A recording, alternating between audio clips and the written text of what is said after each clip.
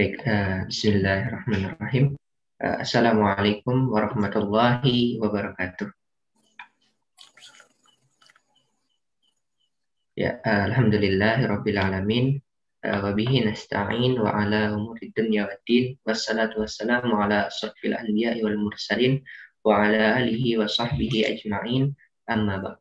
Ya, alhamdulillah, pada kesempatan kali ini kita dapat melanjutkan kembali kajian fiqh kita yang sebelumnya telah membahas mengenai sifat sholat ya, mulai dari niat hingga salam seperti itu, yang insya Allah menambah pengetahuan kita bagaimana tata cara sholat yang insya Allah benar seperti itu.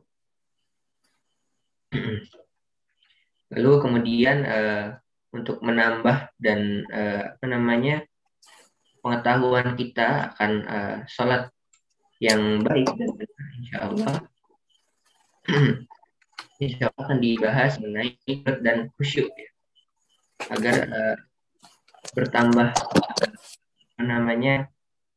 baik lagi sholat kita dalam beribadah kepada Allah Subhanahu wa Ta'ala, insya Allah, amin. Baik, oleh karena itu berhubung waktu yang sudah menunjukkan 20:12 pada Ustadz Haris Abu Arsa, pada beliau dipersilahkan.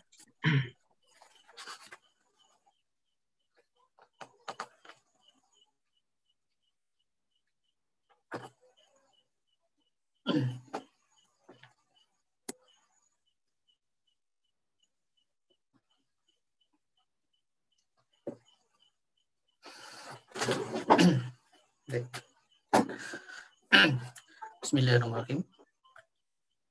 Assalamualaikum warahmatullahi wabarakatuh. Waalaikumsalam warahmatullahi wabarakatuh. Alhamdulillahirabbil alamin. Walladzi arsala rasulahu bil huda wa dinil haqq liyudhhirahu 'ala dini kullihi walau karihal kafirun. Wassalatu wassalamu ala asrafil anbiya'i wal mursalin wa ala alihi wa sahbihi wasallam ajma'in, amma ba'd. Segala puji senantiasa kita panjatkan kepada Allah Subhanahu wa Ta'ala atas nikmat yang senantiasa diberikan Allah kepada kita. Salawat serta salam semoga senantiasa tercurah kepada uswah kita Rasulullah Muhammad Sallallahu Alaihi Wasallam, keluarga beliau, para sahabat serta kaum muslimin yang senantiasa mengikuti beliau. Alhamdulillah, pada kesempatan malam hari ini kita bisa lanjutkan kajian fikih kita. Insyaallah pada kesempatan malam hari ini tema yang akan kita bahas adalah kunut dan khusyuk dalam sholat.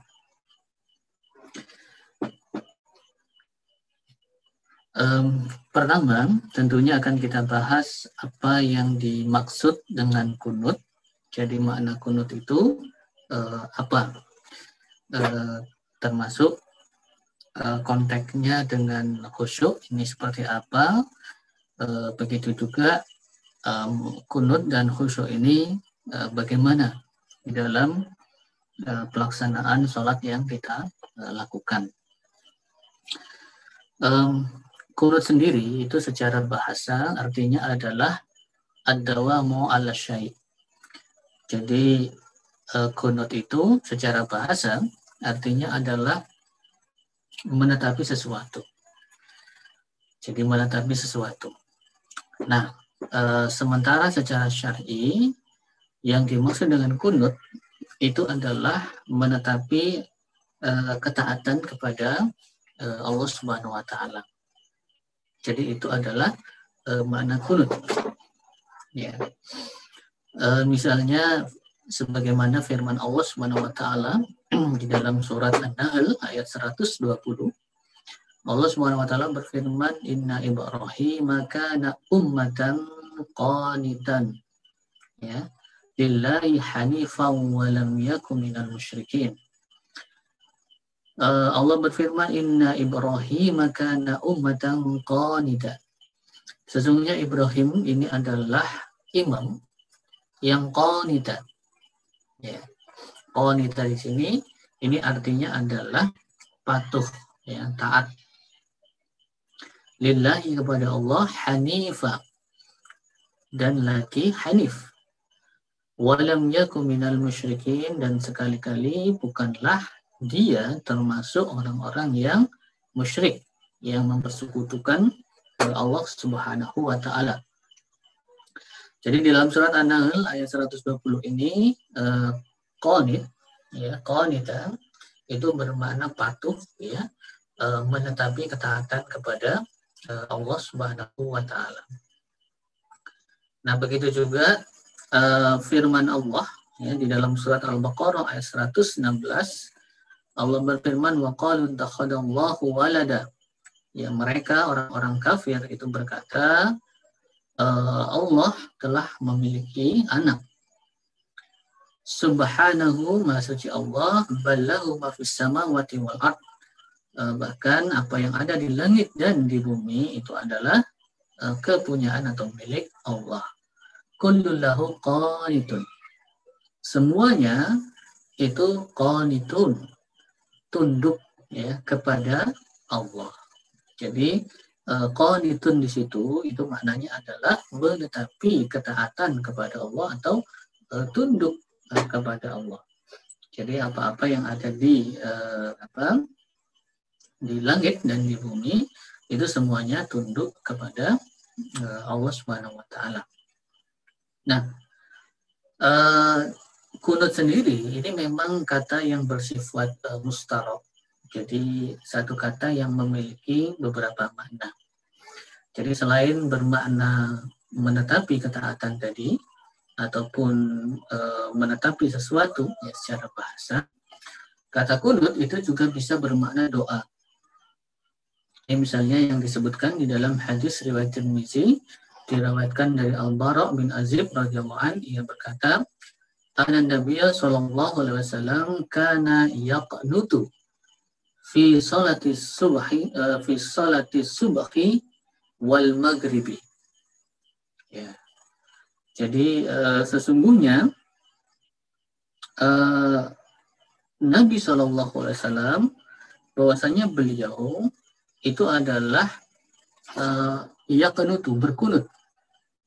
Ya. Fi salati subhi itu salah ketik ya. Jadi fi salati subhi wal maghribi.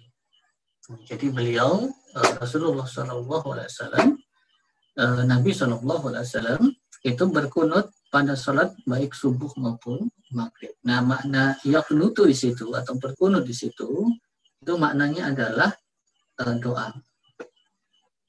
Ya. Nah, selain itu kata kunut ya itu juga bisa bermakna berdiri lama ya, atau berdiri.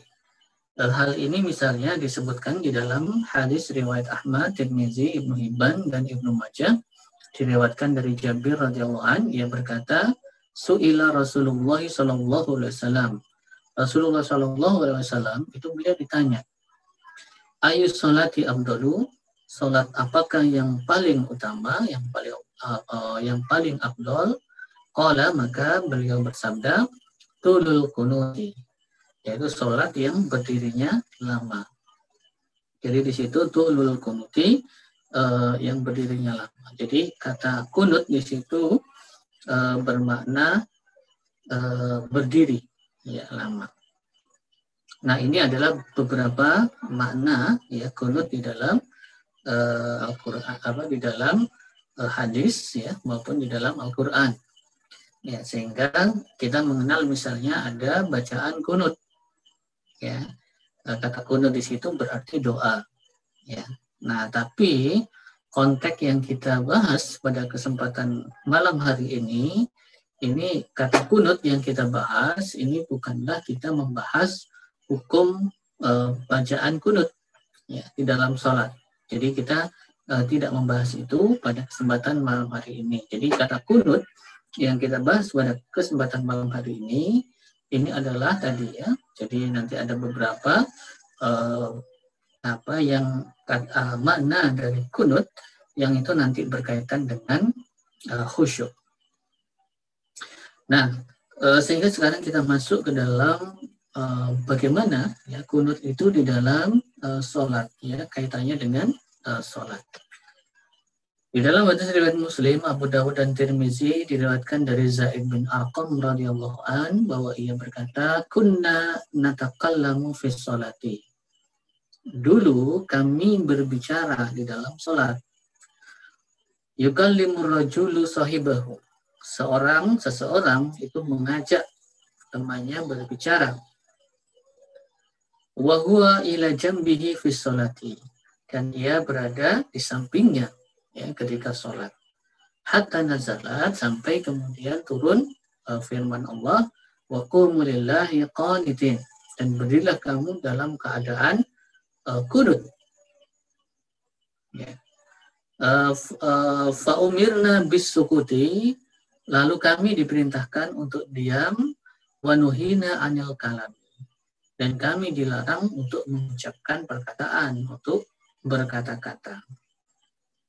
Nah, jadi di sini yang dimaksud dengan kunut artinya itu adalah diam dan menahan diri untuk tidak bercakap-cakap dengan orang lain di dalam sholat. Ya.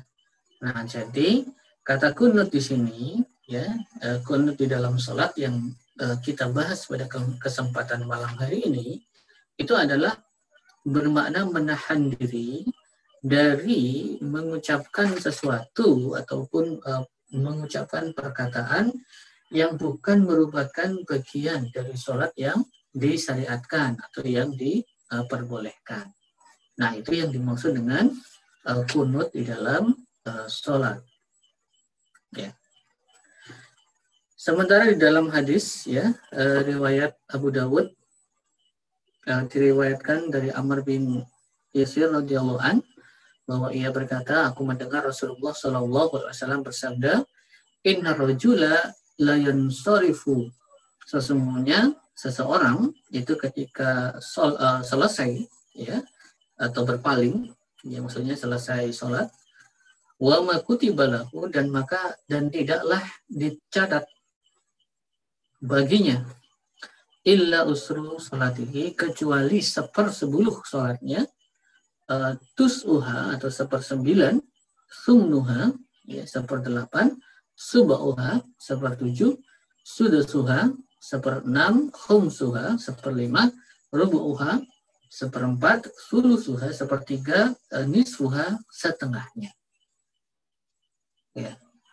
Jadi bisa jadi seseorang itu di dalam sholat atau ketika kita menyelesaikan sholat itu ternyata ya tidaklah dicatat ya sholat kita, maksudnya pahalanya itu kecuali hanya 1/10 sholatnya, ya 1/9, 1/8, 1/7, 1/6 dan seterusnya, sampai kemudian genap dalam artian memang utuh. Ya, ini menunjukkan bahwasanya aktivitas sholat yang kita lakukan itu memang di hadapan Allah Subhanahu wa Ta'ala itu memiliki ataupun dicatat dengan nilai yang berbeda-beda. Jadi tergantung kesempurnaan kita di dalam melakukan aktivitas sholat. Nah, salah satu yang mengurangi ya kesempurnaan aktivitas sholat itu adalah, termasuk mengurangi pahala sholat itu adalah ketika kita di dalam sholat itu mengucapkan perkataan-perkataan yang tidak disyariatkan, yang tidak diperbolehkan di dalam sholat kita. Nah, karena yang namanya sholat ini sebagaimana hadis riwayat Muslim, Abu Dawud, Ibnu Abi Syaibah dan Ahmad diriwayatkan dari Abdullah bin Mas'ud radhiyallahu anhu yang berkata, Rasulullah Shallallahu Alaihi Wasallam bersabda, Inna fi sholati la suhla. Sesungguhnya di dalam sholat itu benar-benar ada kesibukan. Ya, jadi kesibukan yang dimaksud ini adalah kesibukan kita menghadap kepada Allah Subhanahu wa Ta'ala. Jadi kesibukan kita berkomunikasi dengan Allah Subhanahu wa Ta'ala. Ya, sehingga yaitu kesibukan kita dengan membaca bacaan-bacaan yang memang disyariatkan di dalam sholat. Kesibukan kita dengan melakukan gerakan-gerakan yang memang disyariatkan di dalam sholat. Nah, sehingga benar-benar inna fi sholati lasughlan. Ya, sesungguhnya di dalam sholat itu ada kesibukan, yaitu kesibukan yang berkaitan dengan aktivitas sholat itu sendiri. Ya, nah, cuma kan seringkali yang terjadi itu justru kesibukan yang ada, ya, atau yang kemudian menyibukkan di dalam sholat kita itu justru apa-apa yang di luar sholat. Gitu. Nah, sehingga pembahasan terkait dengan kunut dan khusyuk dalam sholat ini adalah bagaimana memang menjadikan sholat kita itu tadi ya benar-benar ada kesibukan, yaitu dengan bacaan sholat, bacaan bukan bacaan yang ataupun perkataan di luar sholat. Sementara di dalam hadis riwayat Ahmad diriwayatkan dari Abdullah bin Mas'ud radhiyallahu anhu yang berkata, Rasulullah sallallahu alaihi wasallam bersabda, "Innallaha azza wa jalla, sesungguhnya Allah azza wa jalla yuhdisu fi amrihi, menjadikan di dalam urusannya ma yasha'u, apa-apa yang dikehendakinya. Wa inahu, dan sesungguhnya dia qad udisa min amrihi, telah menjadikan dari sebagian perkaranya alla natakallama fi sholati, ya, hendaknya kita itu tidak berbicara di dalam sholat. Ya, artinya tidak berbicaranya kita di dalam sholat itu merupakan bagian dari perintah Allah Subhanahu wa taala, bagian dari perkara atau urusan yang dikehendaki oleh Allah Subhanahu wa taala. Ya, diperintahkan oleh Allah Subhanahu wa taala bahwasanya di dalam sholat itu kita tidak berkata-kata atau bercakap-cakap kecuali dengan Allah Subhanahu wa taala. Nah, bercakap-cakap ataupun berkata-kata yang itu ditujukan kepada Allah Subhanahu wa taala. Nah, diriwayatkan dari Muawiyah bin Al-Hakam radhiyallahu an bahwa ia berkata, ini hadis yang agak panjang, idza atasa rajulun, ya, jadi ketika salah seorang dari mereka itu bersin minal qaumi, dari satu kaum, fakultu, maka aku berkata, yarhamukallah. Ya, ini saya potong hadisnya, saya singkat. Qala, ini qala itu Rasulullah Shallallahu Alaihi Wasallam kemudian berkata, inna hadhihi sholata, sesungguhnya pada sholat ini la yasluhu fiha sayun, tidaklah layak di dalamnya itu sesuatu apapun min kalamin nasi, ya, dari perkataan manusia. Nah, jadi Rasulullah Shallallahu Alaihi Wasallam itu melarang ataupun menegur, ya, ketika sholat itu ada yang bersin kemudian mengucapkan yarhamukallah. Ya, padahal yarhamukallah ini kan juga sebenarnya adalah doa. Ya, tapi dalam konteks ini ternyata Rasulullah Shallallahu Alaihi Wasallam melarang. Ya, kenapa melarang? Karena yarhamukallah di sini itu adalah perkataan atau berbicara yang ditujukan untuk manusia.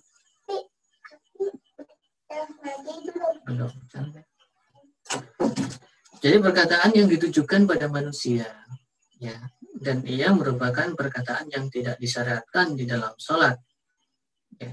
Jadi ia menjadi sesuatu yang dilarang atau diharamkan dilakukan di dalam sholat.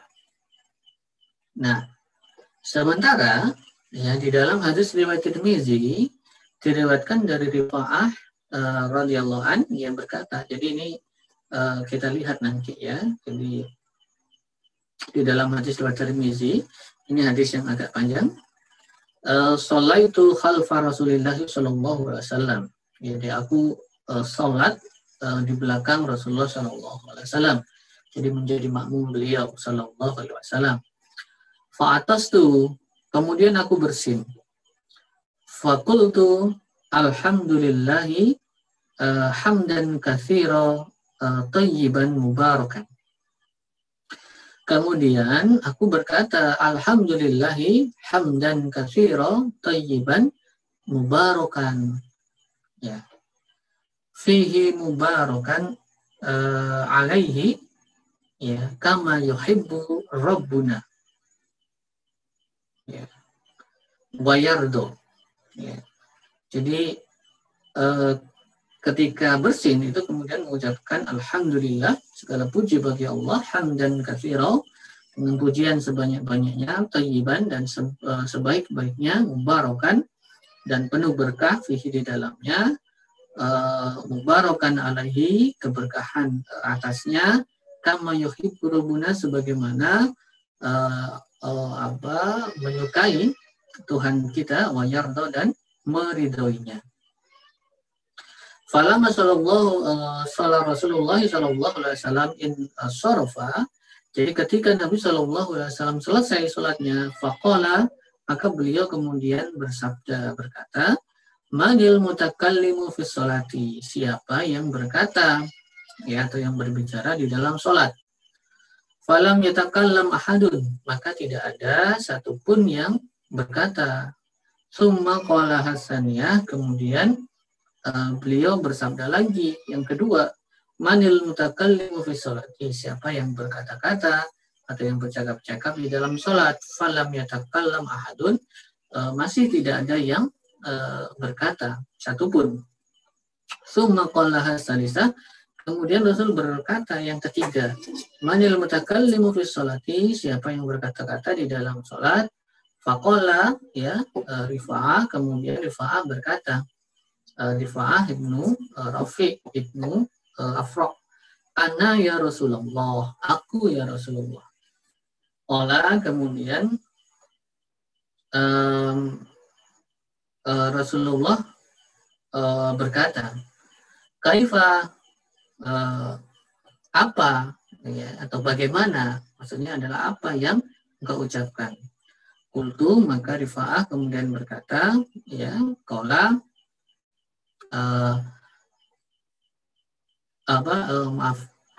qala Rasulullah, qala, jadi Rasulullah SAW bersabda, kaifa qultu, ya, kaifa qulta, ya, bagaimana ataupun apa yang engkau katakan, ya, kaifa qulta. Qala, ya, kemudian berkata, qultu, ya, aku berkata, alhamdulillahi, sebagaimana tadinya, alhamdulillahi hamdan katsiran thayyiban mubarakan fihi mubarakan alaihi kama yuhibbu rabbuna wa yarda.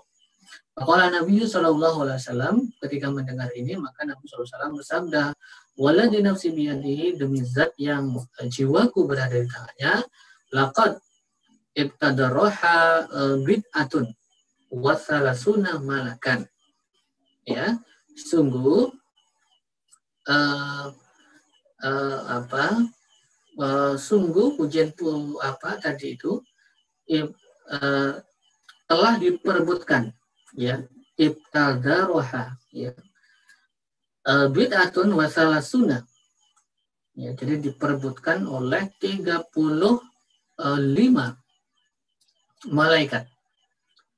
malakan. Ayyuhum yas'adu biha, ya, siapa di antara mereka yang bisa membawanya naik. Nah, jadi ternyata ada perbedaan tadi, ya, di dalam hadis yang diriwayatkan dari Muawiyah, ya, dengan hadis yang diriwayatkan dari Rifa'ah ini. Ya, jadi kalau misalnya orang bersin, ya, di dalam sholat, kalau ada yang kemudian bersin, kalau yarhamukallah itu kan ucapan ataupun doa yang biasa disampaikan oleh orang lain ketika mendengar ada orang yang bersin. Nah, sehingga doanya ini adalah doa yang ditujukan kepada orang lain. Nah, ini diserupakan bahwa doa ini adalah seperti percakapan ya kepada manusia yang lain. Makanya Rasulullah Shallallahu Alaihi Wasallam itu melarang yang demikian. Yang ini berbeda kalau doa itu disampaikan atau disebutkan oleh orang yang bersin itu sendiri. Jadi kalau misalnya di dalam sholat kita bersin, maka boleh kita mengucapkan alhamdulillah, ya, atau lebih panjangnya alhamdulillahi hamdan katsiran thayyiban mubarakan fihi mubarakan alaihi kama yuhibbu rabbuna wa yarda. Maka hal itu diperbolehkan karena itu tidak terkategori percakapan dengan orang lain, ya, percakapan dengan manusia yang lain, tetapi itu termasuk doa yang itu ditujukan kepada Allah Subhanahu wa Ta'ala. Jadi yang demikian itu diperbolehkan.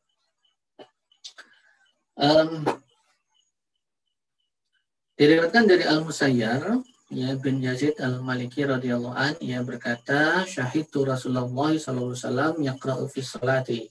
Aku menyaksikan Rasulullah sallallahu alaihi wasallam membaca di dalam salat. Ya, maksudnya membaca Al-Qur'an. Fataraka syai'an, maka beliau meninggalkan sesuatu.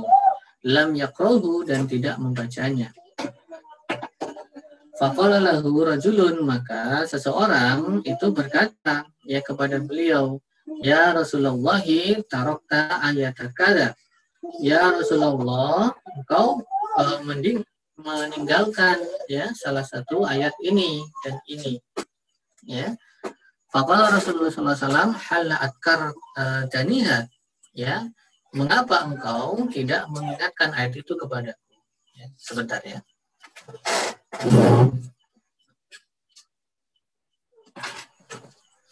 Ya, baik, Ustaz.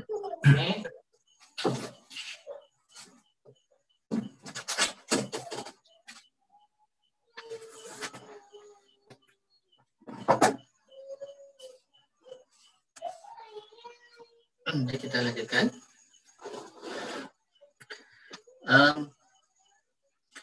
Jadi Rasulullah SAW berkata, mengapa engkau tidak mengingatkan ayat itu kepadaku? Ya, nah jadi ketika kemudian Rasulullah SAW itu terlupa ya di dalam sholat, misalnya ada ayat yang terlupa, kemudian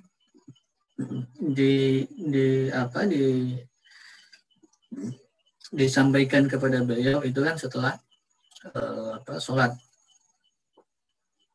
Maka beliau mengatakan tadi hal atkartaniha, ya, kenapa tidak mengingatkan ayat itu kepadaku. Nah, pertanyaannya adalah bagaimana kemudian mengingatkan sesuatu yang terlupa di dalam sholat. Ya, sementara tadi ya kita diperintahkan untuk tidak berkata-kata di dalam sholat, ya, tidak bercakap-cakap di dalam sholat. Lantas bagaimana cara mengingatkan di dalam sholat sementara kita tidak diperbolehkan untuk berkata-kata atau bercakap-cakap dengan manusia? Nah, diriwayatkan dari Sahal bin Sa'ad As-Sa'idi radhiyallahu anhu dari Nabi SAW, beliau berkata, man nabahu syai'un, barang siapa yang terjadi ya sesuatu padanya fi sholatihi, di dalam sholatnya, falyakul, maka katakanlah subhanallah, ya, innama tasfiqu lin-nisa'i, ya, sesungguhnya bertasfiq, ya, bertepuk tangan itu adalah lin-nisa'i, ya, bagi wanita, wa tasbihu lirijali, sementara tasbih ya subhanallah tadi itu hanyalah untuk laki-laki. Nah, sehingga ini yang kemudian disyariatkan ya oleh Kanjeng Nabi Muhammad SAW ketika terjadi sesuatu, entah lupa gerakan atau bacaan, maka cara mengingatkan itu bukan kemudian dengan berkata-kata atau menggunakan perkataan yang misalnya salah gitu ya, atau perkataan-perkataan yang lain. Ya. Nah, tetapi yang disyariatkan itu adalah dengan mengucapkan subhanallah. Nah, sehingga ini tidak terkategori sebagai percakapan yang percakapan yang tidak disyariatkan, percakapan dengan manusia yang tidak disyariatkan, tetapi ini termasuk perkataan yang disyariatkan. Sementara ya hal yang juga diperbolehkan ya di dalam sholat itu adalah menangis, ya. Jadi diriwayatkan dari Muttarib bin Abdullah dari ayahnya bahwa ia berkata, "Intahaitu ila Rasulillah sallallahu alaihi wasallam." Aku menemui Rasulullah sallallahu alaihi wasallam wa huwa yusalli. Sementara beliau sedang salat. Wa li sadrihi azizun. Ya, ka azizil mirjali. Dan di dada beliau itu ada suara yang mendidih seperti mendidihnya air di dalam periuk. Nah, itu yang itu adalah maksudnya adalah karena menangis. Nah, jadi menangis di dalam sholat itu walaupun mengeluarkan suara itu tidak termasuk ucapan. Nah, sehingga ia juga bukan merupakan aktivitas yang dilarang. Jadi boleh di dalam sholat itu menangis. Nah, ini terkait dengan kunut. Jadi ini yang dimaksud dengan kunut tadi. Jadi intinya adalah bahwa kunut yang dimaksud dalam pembahasan kita pada kesempatan malam hari ini ya, kunut di dalam sholat itu maksudnya adalah menahan diri dari perkataan-perkataan yang tidak disyariatkan di dalam sholat. Nah, itu makna dari kunut. Ya, jadi sholat kita itu hanya disibukkan kita hanya mengucapkan bacaan-bacaan ataupun perkataan-perkataan yang disyariatkan ya di dalam sholat. Nah, selanjutnya kita akan masuk ke dalam pembahasan khusyuk. Ya, apa itu yang dimaksud dengan khusyuk? Khusyuk ini secara bahasa itu maknanya adalah tunduk. Ya, sebagaimana firman Allah di dalam surat Asy-Syura ayat 45, Allah berfirman, "Wa tarahum yu'raduna 'alaiha," dan kamu akan melihat yu'raduna 'alaiha, mereka dihadapkan ya ke neraka. Khashi'ina, dalam kondisi atau dalam keadaan yang tunduk, minadzuli ya, dan karena merasa terhina. Yang duruna min tarfin khafi, mereka melihat dengan pandangan yang lesu atau yang takut. Nah, jadi khusyuk ya, khashi'in, ini kata-kata khashi'in atau khashi'un itu orang-orang yang khusyuk. Ini di dalam Al-Quran juga ternyata tidak selalu bermakna baik ya. Nah, tergantung konteks kalimat yang digunakan. Sehingga kalau dalam konteks Asy-Syura ayat 45, maka khasyi'in di sini, orang-orang yang khusyuk di sini, ini malah berkonotasi buruk ya, karena khasyi'in di sini ini adalah orang-orang yang tertunduk karena dihadapkan ke neraka. Ya. Nah, begitu juga diriwayatkan dari Nu'man bin Bashir radhiyallahu anhu bahwa Rasulullah sallallahu alaihi wasallam bersabda, "Inna Allah azza wa jalla idza bada syai'in min khalqihi." Sebenarnya Allah Subhanahu wa taala jika memperlakukan sesuatu dari makhluknya, ya khasya'alahu, ya, maka makhluk itu akan tunduk ya kepadanya. Jadi khasya'a di situ itu maknanya adalah tunduk. Nah, bagaimana dengan khusyuk di dalam sholat? Ya, Allah SWT berfirman, misalnya kita dapatkan ya khusyuk dalam sholat itu di dalam surat Al-Mu'minun ayat 1 misalnya, Allah berfirman, "Qad aflahal mu'minun." alladzina hum fi sholatihim khashi'un. Ini surat Al-Mu'minun ayat 1 dan 2. Ya, di surat di ayat keduanya Allah berfirman alladzina hum fi sholatihim khashi'un. Jadi kata khusyuk di situ itu disandingkan bahwa khusyuknya itu adalah fi sholatihim. Nah, kalau khusyuk di situ itu adalah fi sholatihim, di dalam sholat, maka itu adalah bermakna sesuatu yang baik, sesuatu yang memang justru diperintahkan oleh Allah Subhanahu wa taala. Jadi orang-orang yang beriman itu adalah orang-orang yang di dalam sholat mereka itu khashi'un, mereka adalah orang-orang yang khusyuk. Nah, sementara di dalam surat Al-Baqarah ayat 45 46 Allah berfirman wasta'inu bis-sabri was-shalah, dan mintalah ataupun jadikanlah penolong bis-sabri was-shalah, dengan kesabaran dan sholat. Wa innaha lakabiratun illa 'alal khashi'in. Ya, dan sesungguhnya lakabiratun benar-benar itu merupakan sesuatu yang besar, sesuatu yang berat. Illa 'alal khashi'in, kecuali atas orang-orang yang khusyuk. Siapa mereka? Alladzina yadhunnuna annahum mulaqu rabbihim. Yaitu mereka orang-orang yang yadhunnun itu dhanna itu kan menduga, tetapi makna di sini ini bukan menduga tetapi malah yakin.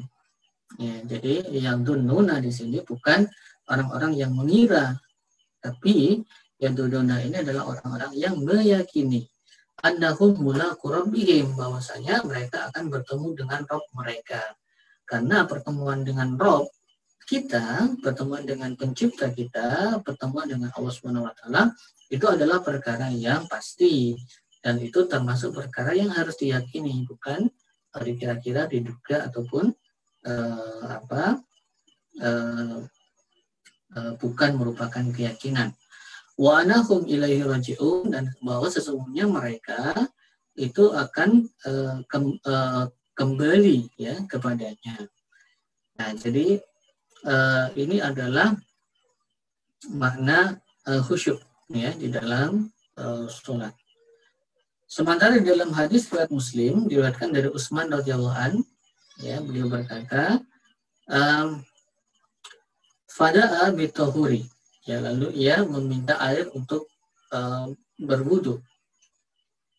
Faqala, maka beliau Utsman berkata, sami'tu Rasulullah sallallahu alaihi wasallam, aku mendengar Rasulullah sallallahu alaihi wasallam ya yaqulu, bersabda, ma min amri muslimin, tidaklah salah seorang dari muslim ya tahduruhu salatun, datang waktu salat, maktubatun yaitu wajib, maksudnya salat wajib, salatun maktubatun, fayusinu wudu'ahu, ya, fayusinu wudu'ah, kemudian dia membaguskan wudhunya, wa khusyu'aha, dan kekhusyuannya, wa ruku'aha, dan rukuknya, illa kanat, kecuali pada keberadaannya, kafaratan, ya, menjadi penebus, lima qablaha minad dunubi, dari apa-apa yang sebelumnya berupa dosa-dosa. Malam yu'ti kabiratan,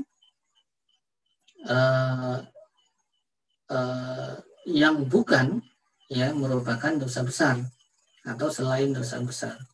Wadzalika dahra kullahu, dan ini untuk sepanjang masa ya, atau wadzalika dahru dan wadzalika dahra, dan yang demikian itu adalah dahra, masa atau waktu, kullahu, semuanya atau seluruhnya. Ya, maksudnya dosa-dosa yang ditebus itu adalah di seluruh masa, kecuali dosa besar. Nah, ya, lantas bagaimana? Ya, jadi kalau di dalam di dalam surat Al-Baqarah ayat 45-46 ini kan memang ada penunjukan ya terkait dengan al-khasyiin, ya, siapa orang-orang yang khusyuk itu. Nah, tetapi apa yang ditunjukkan di dalam ayat 46 ya surat Al-Baqarah 46 itu memang bukan merujuk kepada makna khusyuknya itu sendiri ya, tetapi kepada karakter ya ataupun sifat dari orang-orang yang khusyuk di dalam sholat ya.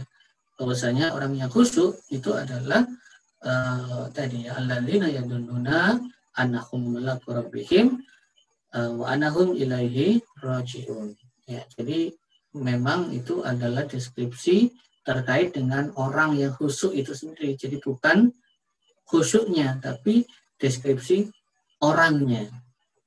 Nah, sementara ya terkait dengan khusyuk sendiri ya kita bisa lihat misalnya di dalam surat di dalam hadis riwayat Al-Hakim diriwayatkan dari Abu Hurairah radhiyallahu anhu bahwa Rasulullah sallallahu alaihi wasallam bersabda, "Kana idza shalla rafa'a basarahu." Ya, jadi apabila beliau salat itu rafa'a basarahu, beliau itu mengangkat pandangan beliau ila sama'i, ke langit. Fanazalat, kemudian turun ayat ya alladzina hum fi sholatihim khashi'un ya. Maka fatoto arosahu, maka beliau itu menundukkan pandangannya. Jadi salah satu bentuk khusyuk itu adalah menundukkan pandangan. Ya, jadi khusyuk ini adalah ketundukan ya di dalam sholat, dan ini merupakan perkara yang diwajibkan oleh Allah Subhanahu wa taala. Ya, jadi bentuknya adalah ketundukan ya di dalam sholat, di dalam sholat.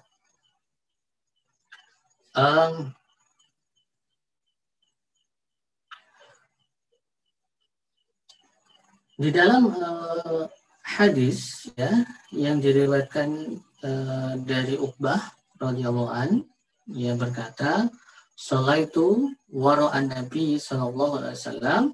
Aku sholat di belakang Nabi sallallahu alaihi wasallam bil Madinatil Asri, ya di kota Madinah untuk sholat asar.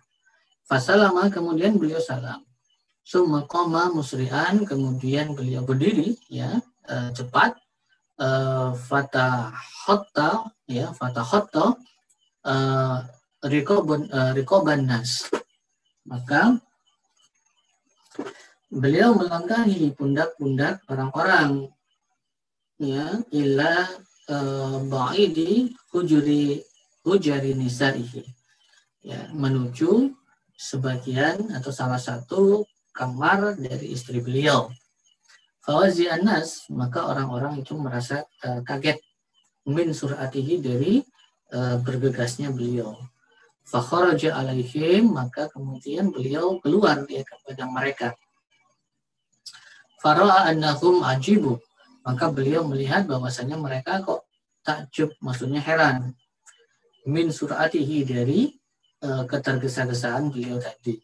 Faqala, maka Nabi SAW bersabda, Dzakartu syai'an, aku ingat sesuatu, min tibrin, ya dari biji emas, indana yang ada padaku.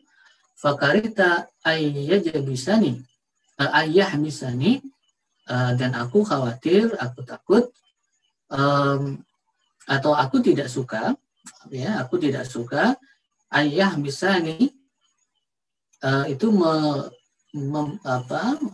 bahwasanya ia membuatku gelisah. Fa'amartu bikismatihi, maka aku memerintahkan untuk segera membagikannya. Ya. Nah, jadi ini hadis terkait dengan ya, jadi bahwa ini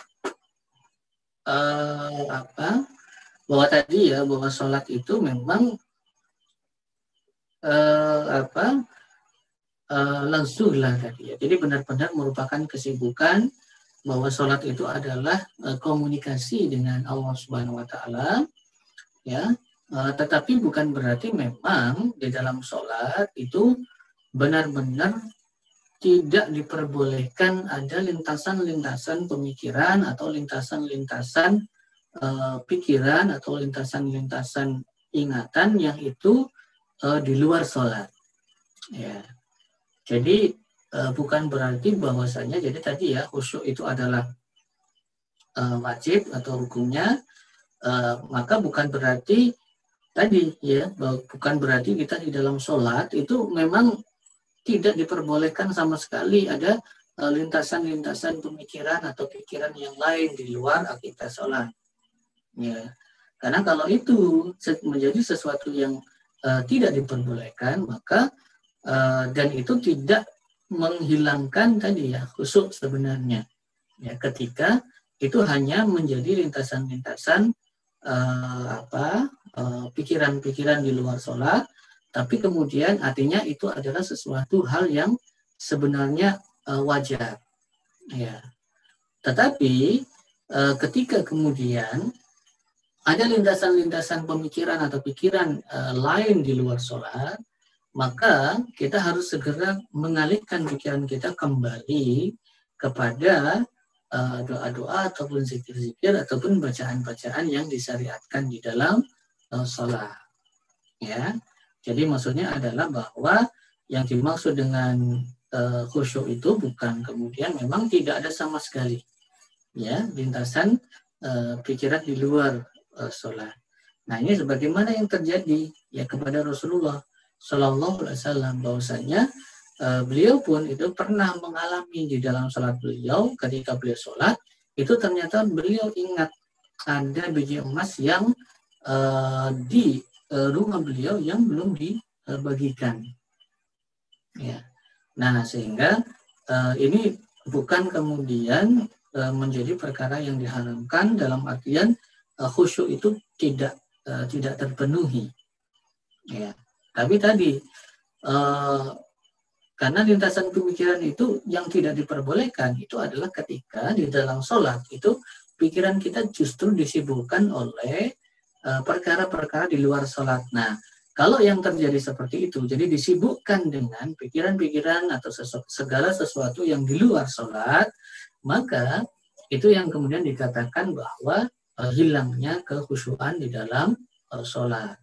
Tapi kalau hanya lintasan-lintasan pikiran, ya bukan kemudian disibukkan dengan perkara-perkara yang ada di luar sholat, maka itu tidak menghilangkan kekhusyuan sholat.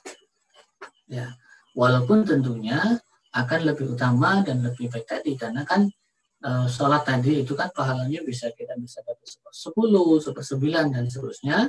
Nah sehingga tentunya ketika pikiran kita itu disibukkan 100% misalnya di dalam sholat itu dengan perkara-perkara yang memang menjadi bagian bacaan ataupun doa dan zikir dalam sholat, ya ingatnya kita ya di dalam sholat bahwa Allah Subhanahu Wa Taala menyaksikan ataupun mengawasi kita sholat dan seterusnya, maka tentunya itu menjadi tingkatan yang lebih utama. Ya, jadi ini terkait dengan kunut ya terkait dengan khusyuk.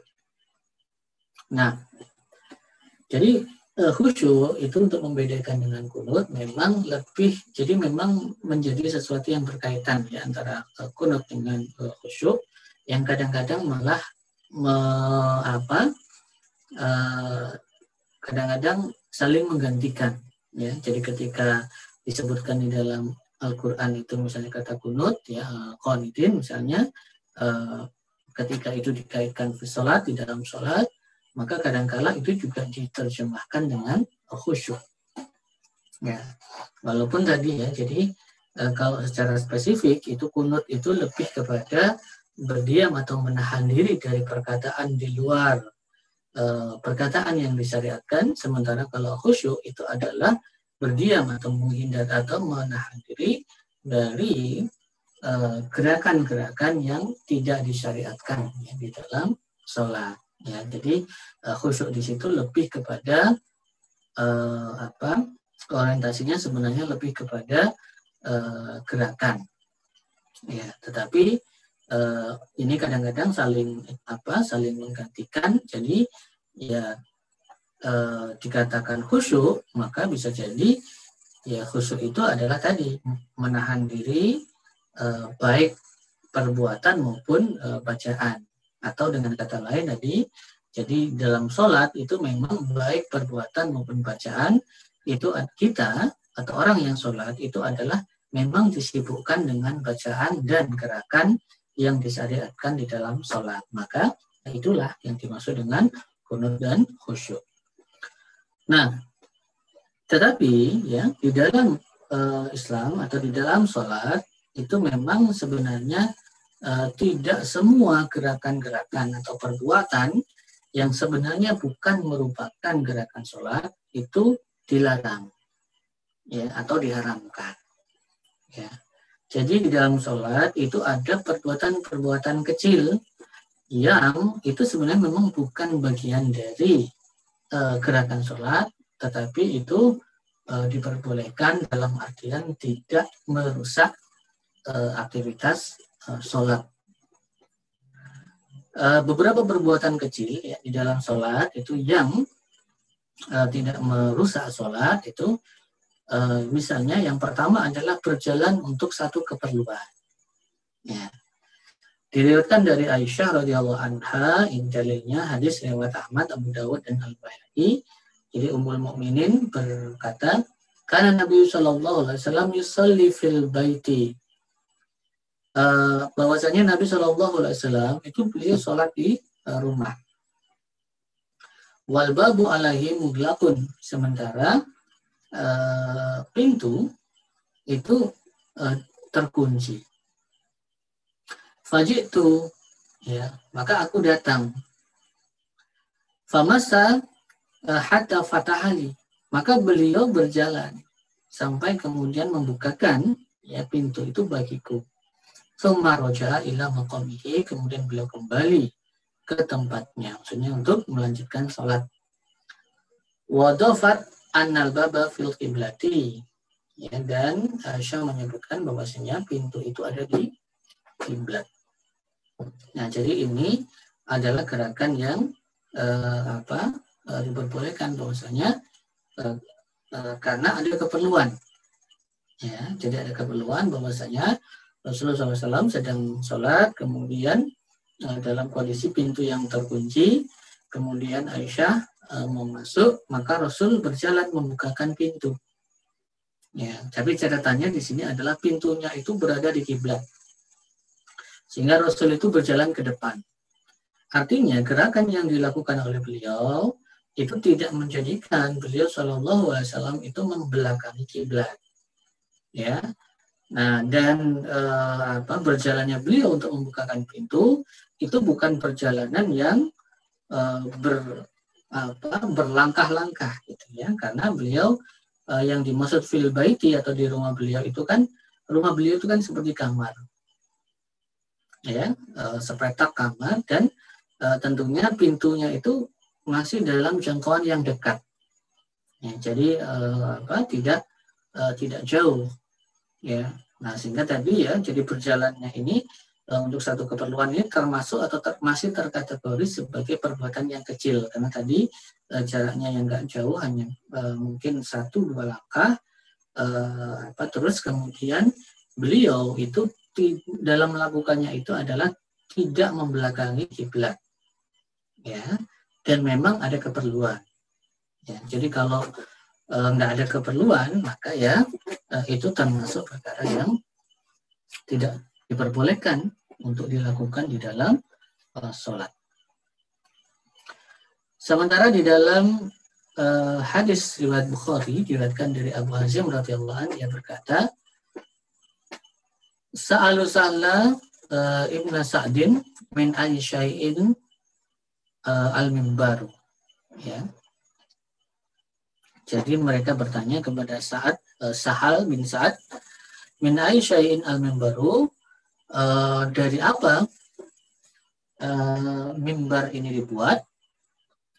Faqala, kemudian berkata, ma baqiya bin nasi, tidak ada lagi yang mengetahui ini di kalangan manusia. Faqala ma baqiya bin nasi, tidaklah tersisa dari manusia a'lamu mini, yang lebih mengetahui dibanding aku. Ya, huwa min aslil ghabah. Ini dibuat dari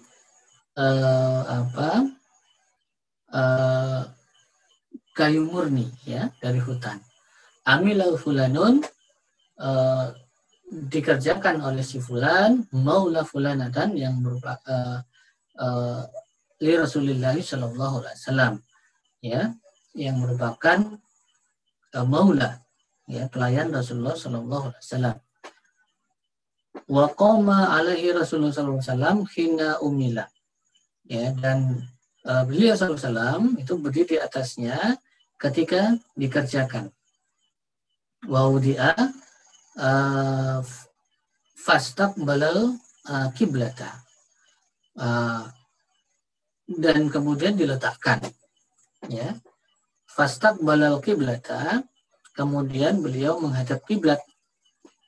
Kabaro, kemudian bertakbir. Wa qaman nasa khalfahu, kemudian para manusia atau orang-orang itu berdiri di belakang beliau. Faqara'a, beliau membaca Al-Quran, ya. Wa raka'a,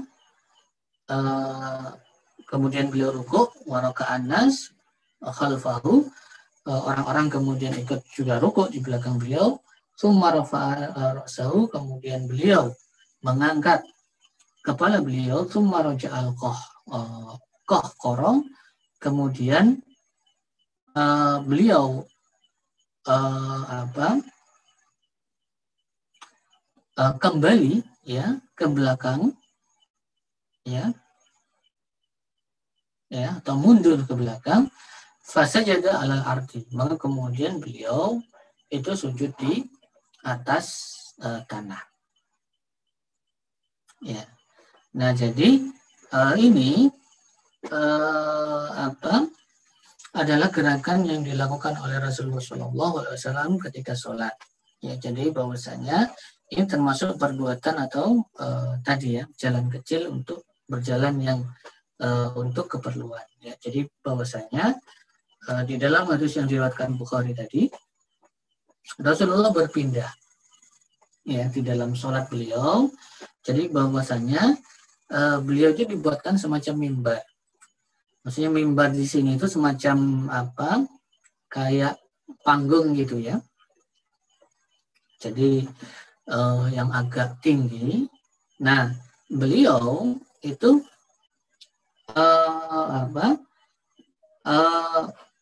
kemudian sholat, gitu, ya, mengimami, ya. Nah, ketika beliau kemudian bertakbir, membaca rukuk dan seterusnya, itu beliau berada di atas mimbar tadi. Nah, tapi ketika sujud, ya, ketika beliau sampai pada gerakan sujud, maka sebelum sujud itu beliau mundur ke belakang, ya, dan beliau bersujudnya itu di atas tanah, ya, tidak di atas panggung tadi, tidak di atas mimbar tadi. Nah, sehingga ini menunjukkan bahwasannya gerakan beliau yang kemudian mundur itu tidak merupakan atau tidak termasuk gerakan yang tadi merusak sholat, ya.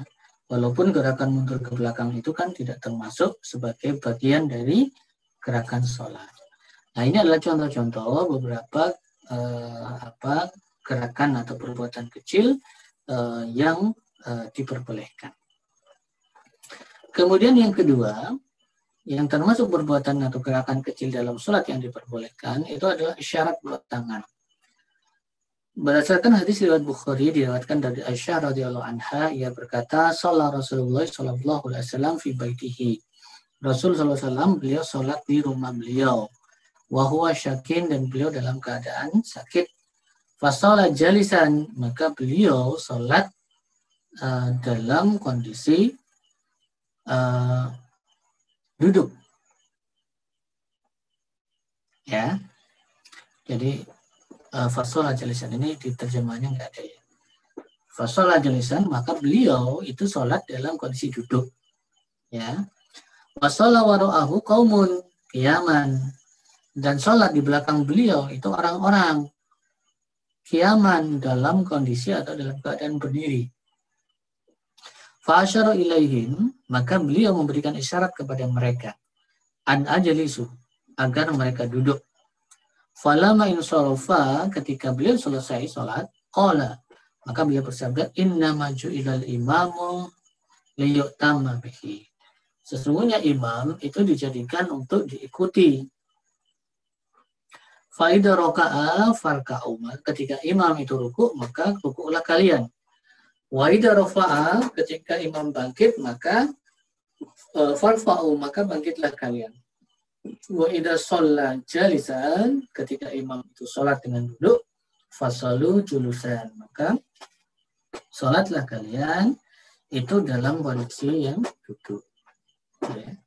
Nah, jadi ini konteksnya adalah Rasulullah memberikan isyarat ya dengan tangan, nah itu diperbolehkan. Artinya itu menjadi gerakan yang tidak merusak sholat. Ya. Yang ketiga, itu adalah membunuh ular atau kalajengking. Ini berdasarkan hadis riwayat Al-Baihaqi dan At-Tabrani, diriwayatkan dari Aisyah radhiyallahu anha, ia berkata,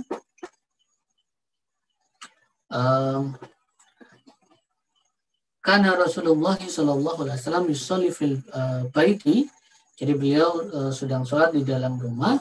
Faja'a Ali bin Abi Thalib karramallahu wajhah, kemudian datang Ali bin Abi Thalib.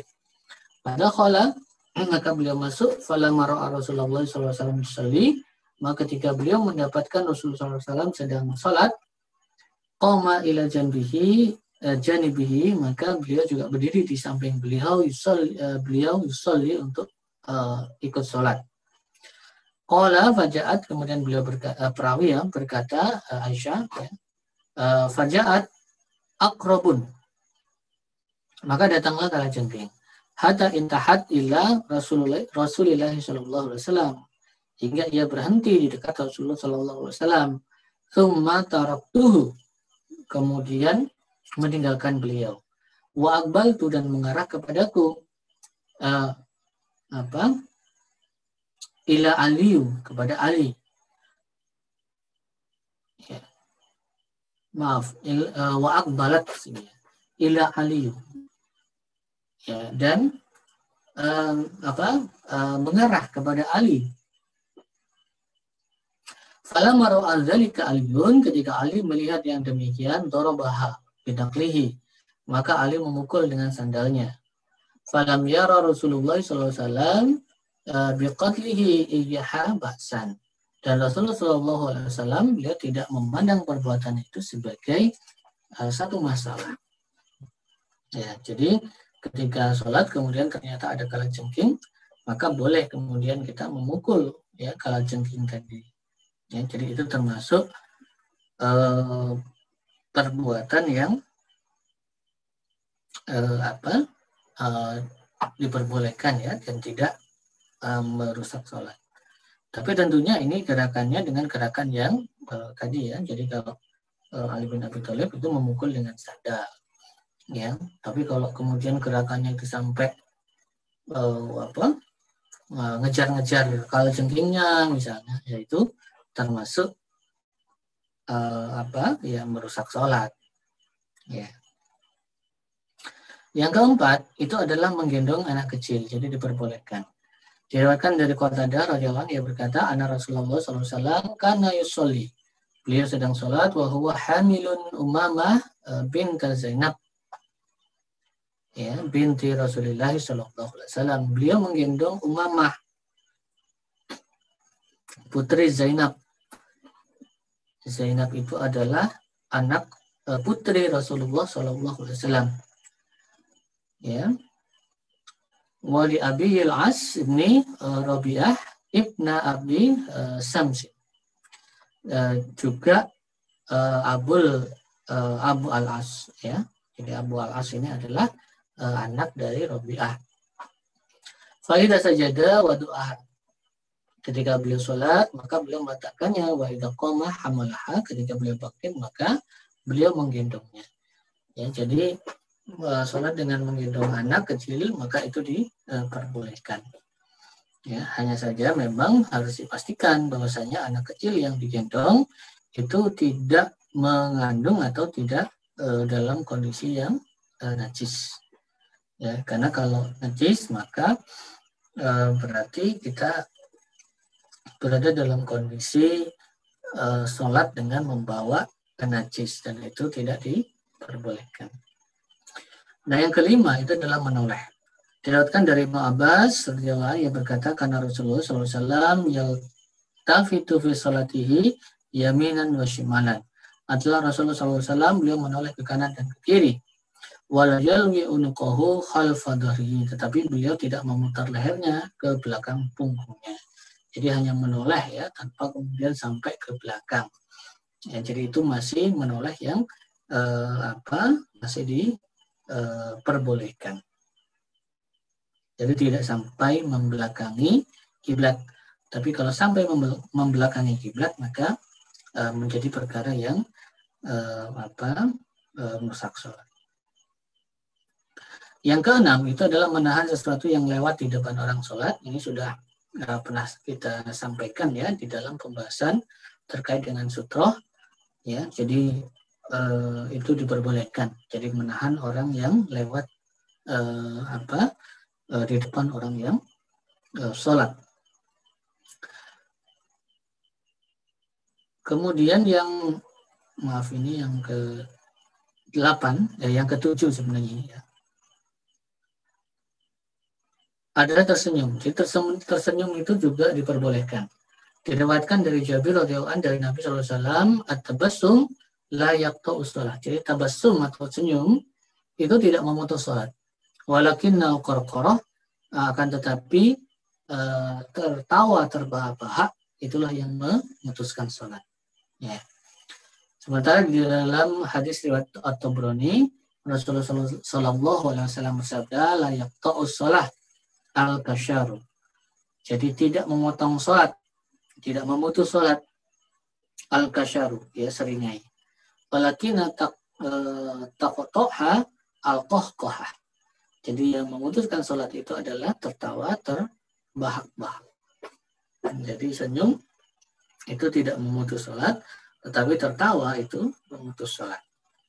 Kemudian yang berikutnya itu adalah meludah dan membuang dahak. Ini juga diperbolehkan, hanya tidak sampai merusak sholat, hanya saja ada aturan, ada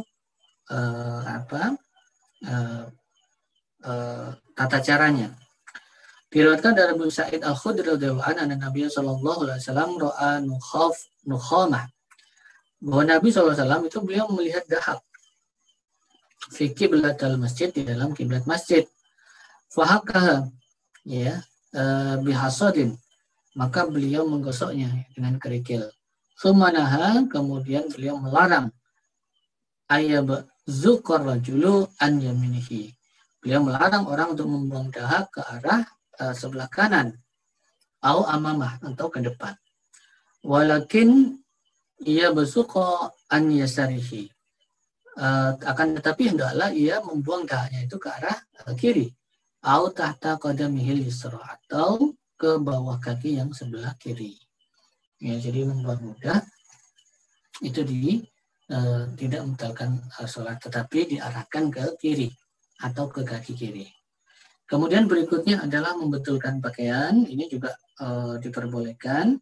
Diriwayatkan dari Wa'il bin Hujr, ia berkata, karena Rasulullah SAW idza dakhala fi shalah, jadi bahwasanya Nabi SAW ketika beliau masuk waktu sholat, rafa'a yadayhi, beliau mengangkat kedua tangan beliau, summa kabura, kemudian bertakbir, summa iltahaf, kemudian berselimut, ya, summa adkhala yadayhi, kemudian beliau memasukkan kedua tangan beliau fi saubihi, ke dalam baju beliau, summa khada shimalahu biyaminihi, kemudian beliau mengambil bagian baju yang sebelah kanan itu dengan tangan kanan beliau, summa dzakara hadis, dia perawi menyebutkan lanjutan hadis ini. Jadi gerakan membetulkan pakaian itu diperbolehkan.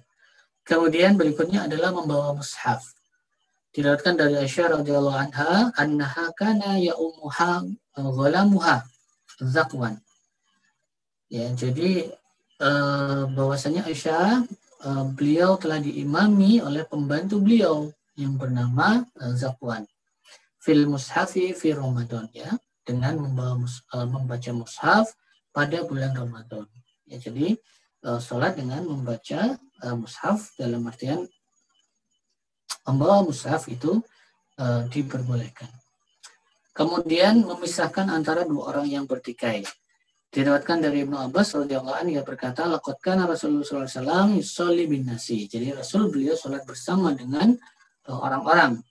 Faja'at khariyatan min Bani Abdul Muttalib. Kemudian datang dua orang sahaya, jariyatan, ya, dua orang hamba dari Bani Abdul Muttalib. Iktatalta yang berkelahi. Fakhadahu Rasulullah sallallahu alaihi wasallam, maka beliau mengambil atau menahan keduanya. Fanazza'a idahuma, dan beliau memisahkan, ya, satu dari yang lain, atau salah satu dari keduanya, minal ukhra, dari yang lain. Jadi menahan kemudian memisahkan orang yang bertikai ini diperbolehkan. Tapi tadi, ya, jadi ini ketika termasuk perbuatan kecil. Ya. Nah, lantas terakhir, ya, dalam pembahasan ini adalah terkait dengan keadaan yang makruh, ya, dalam sholat, ataupun gerakan yang dimakruhkan atau kondisi yang dimakruhkan dalam sholat. Yang pertama itu adalah sholat di depan makanan yang dihidangkan. Didapatkan dari Ibnu Umar radhiyallahu an bahwasanya Nabi sallallahu alaihi wasallam bersabda, "Idza wudi'a asya'u ahadakum," ketika makanan itu telah diletakkan, ya, dihidangkan, ya, salah satu dari kalian, wa uqimatis shalah, kemudian iqamah shalah dikumandangkan, fabda'u bil asya', maka hendaklah kalian mendahulukan makan. Wala yaj'al hatta yafrugha minhu, dan jangan terburu-buru hingga selesai darinya. Nah, jadi ini menunjukkan bahwasanya sholat di depan makanan itu hukumnya makruh. Ya, jadi yang dianjurkan itu adalah memakan hidangan itu terlebih dahulu. Kemudian yang kedua itu adalah sholat sambil menahan kencing atau buang air besar. Diriwayatkan dari Abdullah bin Arqam radhiyallahu an, ia berkata, aku mendengar Rasulullah sallallahu alaihi wasallam bersabda, "Idza arada ahadakum ayat haba ilal khala." Ya, ketika salah seorang dari kalian itu ingin untuk pergi ke khala, ya, kamar kecil, wa uqimatis shalah, kemudian iqamah salat telah dikumandangkan, falyadhhab ilal khala, maka pergilah kalian ke kamar kecil. Maka maksudnya adalah dahulukan untuk pergi ke kamar kecil. Maka sholat dalam kondisi kita itu ingin buang air, baik kecil maupun besar, itu menjadi perkara yang dimakruhkan. Yang ketiga itu adalah sholat ketika badan terasa lelah dan mengantuk. Maka ini juga dimakruhkan. Diriwayatkan dari Aisyah radhiyallahu anha bahwa Rasulullah sallallahu alaihi wasallam bersabda, "Idza na'asa ahadukum," jika salah seorang dari kalian itu mengantuk, wa huwa yusalli, dan dia sedang sholat, falyarqud, maka hendaklah dia tidur, hatta yathaba anhun naum, ya, hingga pergi atau hilang rasa kantuknya. Fa in ahadukum idza shalla wa huwa na'is, karena jika salah seorang dari kalian yang sholat sementara ia nais, dalam kondisi mengantuk, la yadri, maka dia tidak menyadari. Bisa jadi dia nggak menyadari. La'allahu yastaghfiru, dia ingin atau bermaksud untuk mohon ampun, ya, beristighfar, fayasubbu nafsahu, tapi malah mencaci dirinya sendiri. Ya, jadi kalau kemudian sholat dalam kondisi ngantuk, maka khawatir bacaannya itu menjadi salah, ya. Maka Rasulullah memerintahkan untuk kalau ngantuk maka tidur dulu, ya, sampai hilang kantuk, baru kemudian sholat.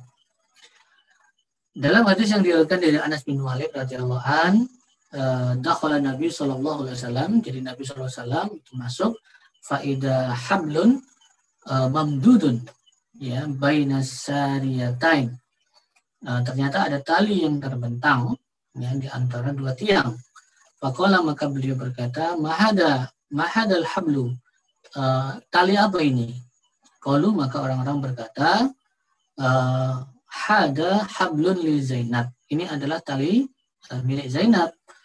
Faida fatarat, maka ketika dia merasa lemah, ta'allaqat, ya, mengikatkan diri padanya. Ya. Faqala Nabi sallallahu alaihi wasallam, maka Nabi sallallahu alaihi wasallam kemudian bersabda, la khulluhu, ya, tidak, ya, khulluhu, lepaskanlah, ya,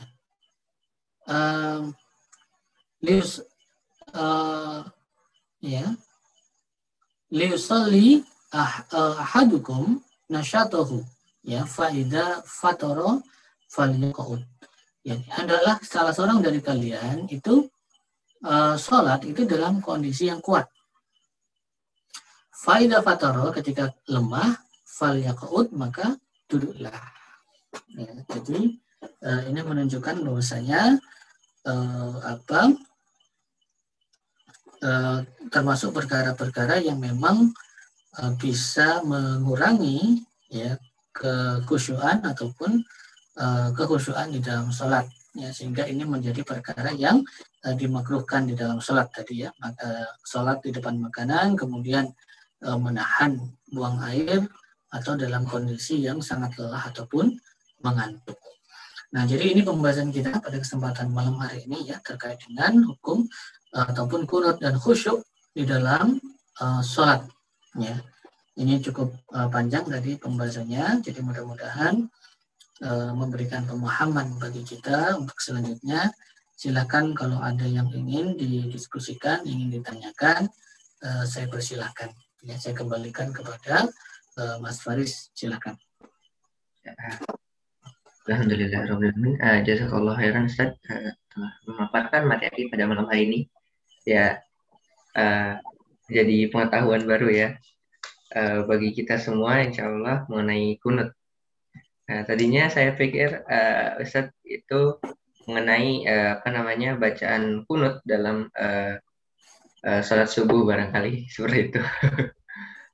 Dan ternyata kunut sendiri ternyata dibagi menjadi dua, ya. Yang ada di yang berarti berdoa dan juga berdiri, ya. Baik, apabila ada yang ingin ditanyakan mengenai kajian fikih pada malam hari ini, tafadhol. Bisa. Assalamualaikum warahmatullahi wabarakatuh. Ya, waalaikumsalam warahmatullahi wabarakatuh. Tafadhol. Pak Ustaz, mau nanya, kalau misalnya namanya kita melawan was-was gitu, misalnya kita lagi baca doa ini gitu atau baca Al-Fatihah, kan itu kan kita ada arti mati gitu kan, kadang-kadang kan was-was kan biasanya suka diganggu setan gitu.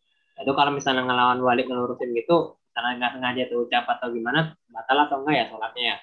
Misalnya kita nggak sengaja gitu kan, tapi kan niatnya misalnya itu mau ini atau enggak baca auzubillahi minasyaitonirrajim. Misalnya kan kalau nggak salah di beberapa riwayat hadis juga bisa kita dibolehin kalau nggak salah mau baca kata auzu gitu biar hilang gitu godaan atau was-wasnya tadi. Sekian Pak Ustadz.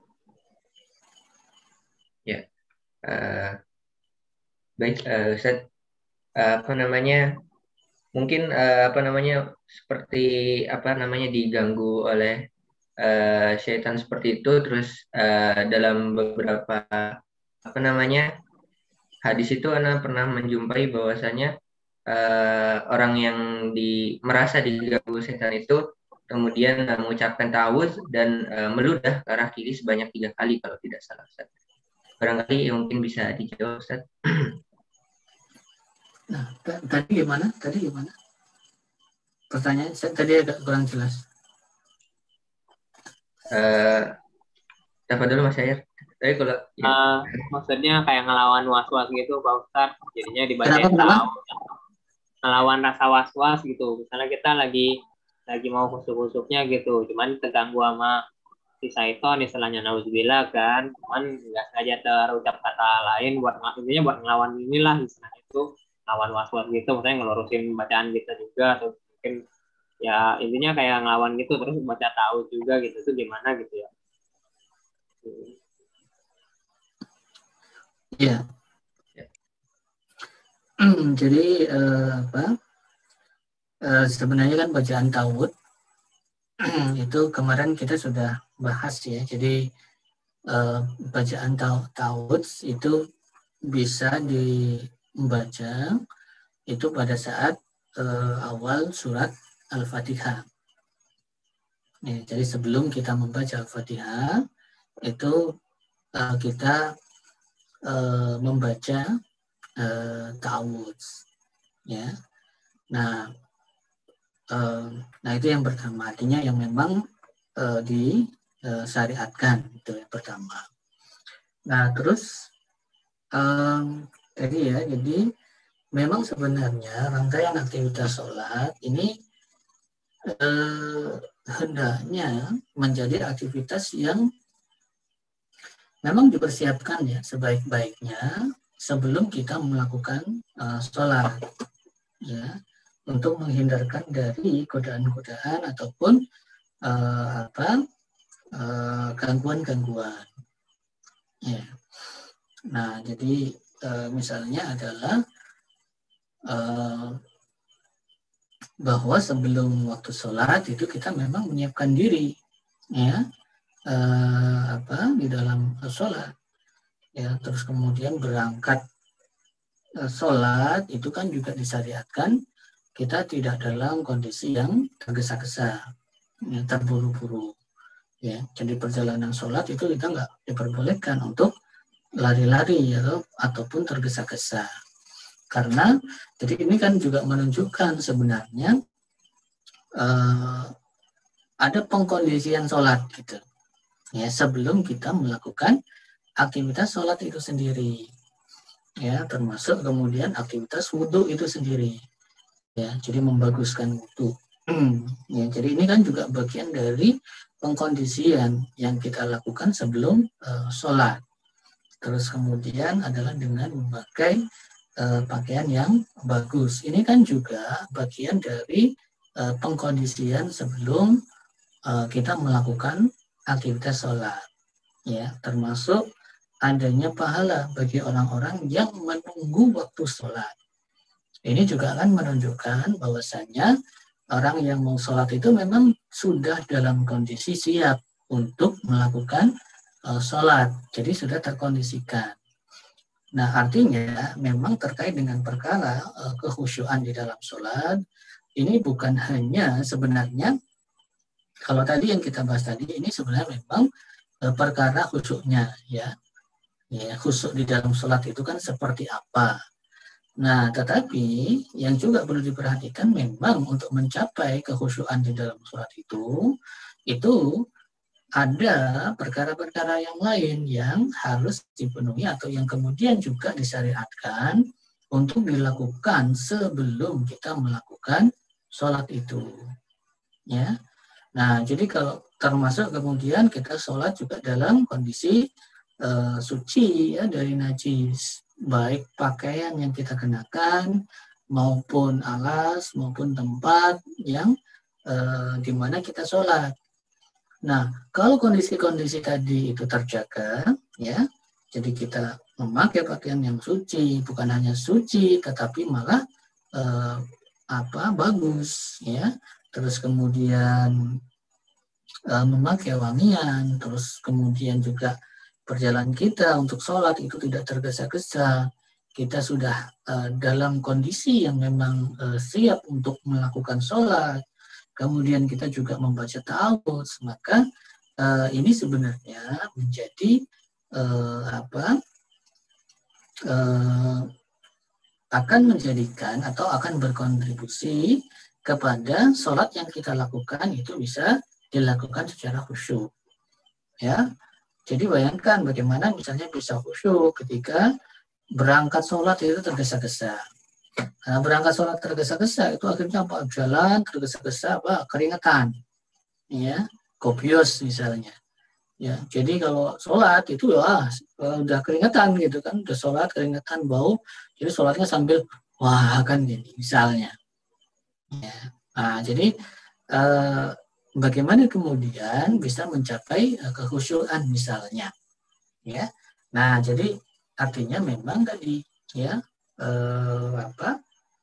Nah, dan ketika kita melakukan seperti itu, ya, menjaga kesucian, kemudian kebersihan, keindahan, terus kemudian kesiapan kita ya di dalam melakukan aktivitas sholat, maka tadi insya Allah itu juga kemudian kita juga membaca ta'awudz tadi, maka insya Allah itu akan menjadi perkara-perkara yang bisa merealisasikan ataupun mendekatkan kita kepada kekhusyuan, serta tadi menjauhkan dari godaan-godaan ataupun gangguan-gangguan yang mungkin terjadi ketika kita melakukan aktivitas sholat. Ya, walaupun memang bukan jaminan, tetapi ini adalah bagian dari usaha kita. Selain itu, ini adalah bagian dari perkara yang disyariatkan. Ya, artinya kalaupun kemudian ada perkara-perkara yang lain, tetapi ketika kita menjalankan itu, maka kita sudah melakukan beberapa keutamaan yang disyariatkan. Ya, dan wallahu a'lam bishawab.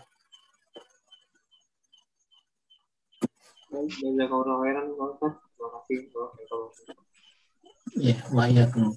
Jazakumullah khairan. Ya. Ini ada pertanyaan dari Mas Norman.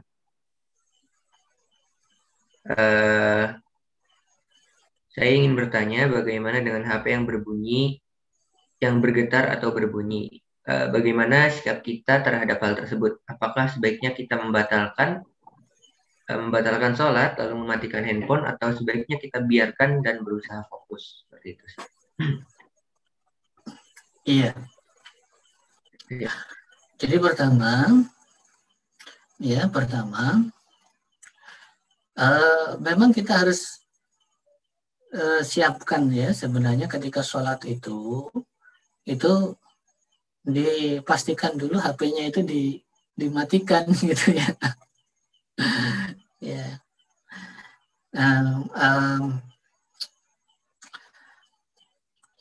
Kalau saya sendiri itu sebenarnya kalau sholat di masjid itu terbiasa untuk tidak membawa HP. Ya. Jadi ketika sholat itu enggak membawa HP. Ya, kecuali kalau sholatnya itu di perjalanan misalnya. Ya, jadi kalau di perjalanan karena kan dalam kondisi yang memang pasti bawa HP, kemudian sholat. Tapi kalau sholat di rumah, kemudian maksudnya ke masjid di rumah, ya itu membiasakan untuk memang tidak membawa HP. Ya, masa ninggal HP sebentar aja nggak bisa. Nah, tapi kalau dalam kondisi tadi ternyata memang HP itu terbawa, maka memang lebih baik itu adalah bagian dari kita menyiapkan diri untuk sholat tadi. Kesiapan kita dalam melakukan sholat, salah satunya adalah memastikan ya untuk menghindarkan dari apa-apa yang bisa mengganggu sholat. Nah, salah satunya adalah dengan memastikan bahwasanya HP kita itu dalam kondisi mati atau silent. Nah, lantas bagaimana ketika terlupa? Ya namanya manusia kan kadang-kadang lupa. Ya. Nah itu Ustaz. Ya. Asal jangan sering saja lupanya. Ya. Ya lupa kan kok sering. Iya kan ada juga itu yang istilahnya sudah ada pemberitahuan di depan saf itu matikan HP sebelum ini dan segala macam, tapi tetap saja selalu ada satu dua orang yang lupa mematikan handphone, kemudian itu berbunyi ataupun memang tidak berbunyi tapi terasa di kantung juga itu bergetar kan, itu juga kan mengganggu kehusyuan juga itu. Nah, gimana posisi kita ini? Posisinya kalau kita seperti itu? Iya, kadang merasa sudah dimatikan ya, ternyata lupa belum dimatikan. Nah, yang pertama adalah bahwasannya tadi ya, kalau mematikan HP ataupun mematikan tadi ya panggilan tadi ketika berbunyi, misalnya kan biasanya kan ada panggilan. Nah, kalau gerakan mematikan HP tadi itu merupakan gerakan yang sederhana dan termasuk perbuatan yang kecil, ya, dan tidak susah untuk dilakukan. Ketika misalnya HP itu di saku misalnya, ya. Yang tangan kita bisa merogoh misalnya ke saku, kemudian memencet tombol apa namanya itu ya, yang intinya adalah menolak panggilan. Jika itu bisa dengan mudah dilakukan, maka itu termasuk tadi ya, jadi perbuatan kecil yang diperlukan ya. Jadi itu menjadi pertama, berarti itu menjadi sesuatu yang tidak merusak sholat, ya. Terus yang kedua itu memang diperlukan supaya suaranya tadi tidak tidak mengganggu. Gitu. Jadi itu kalau bisa dilakukan maka itu lebih baik dilakukan. Kalau kemudian ternyata HP-nya itu ada di tas misalnya, ya, yang nggak mungkin jangkau, ya, yang tidak mungkin kejangkau, ya, maka kalau kondisi seperti itu ya kita tetap meneruskan sholat kita, ya, dan berusaha untuk tetap sholat, ya, kecuali kalau misalnya panggilan itu atau suaranya itu bertubi-tubi, ya, ternyata yang nelpon itu orang yang gigih, ya, jadi sekali nelpon nggak diangkat, misalnya nelpon terus gitu ya sampai diangkat, misalnya gitu, ya, jadi bunyi terus akhirnya. Nah, kalau dalam kondisi itu ya tentunya apalagi kita sholatnya misalnya jamaah misalnya, ya, nah, khawatir mengganggu jamaah yang lain, ya, maka lebih baik ya dimatikan, ya, HP-nya, ya. Tapi kalau hanya misalnya bunyi sekali gitu ya, ya, tapi bunyi sekali lagunya dangdut misalnya, ya, itu aja, gitu. Ya,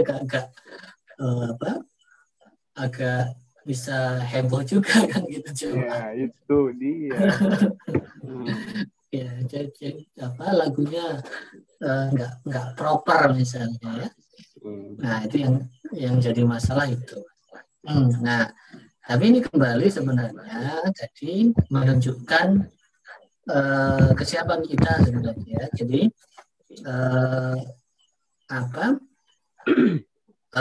ya kita berusaha tadi, ya. Jadi kita memang mempersiapkan diri sebelum sholat sehingga tidak ada kondisi-kondisi yang seperti tadi. Nah, kalau memang terjadi kondisi tadi, maka tadi ya, jadi ketika memang itu bisa dijangkau dengan perbuatan yang memang terkategori ya perbuatan kecil, maka itu bisa dilakukan. Ya. Wallahu a'lam bishawab. Berarti ini termasuk ini ya, gerakan-gerakan kecil yang tidak membatalkan sholat. Iya, kalau misalnya tadi ya, jadi HP-nya ada di saku misalnya kan, terus kita pencet tombol itu boleh itu.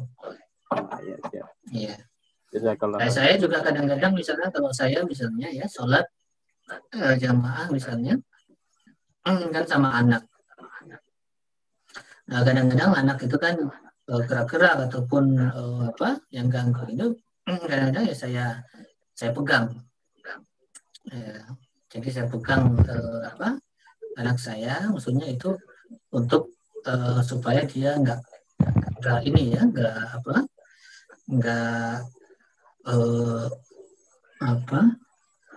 apa namanya ya. Jadi ya supaya maksudnya dia bisa ikut sholat dengan baik gitu. Ya. Jadi maksudnya untuk mengingatkan pegang tangannya. Nah biasanya ngerti anaknya jadi diam. Gitu. Nah jadi itu kan perkara yang perbuatan kecil yang diperlukan. Ya. Ya Pak. Baik, jazakallahu khairan Ustaz Aris telah menjawab pertanyaan tersebut. Baik, apakah ada yang ingin ditanyakan lagi?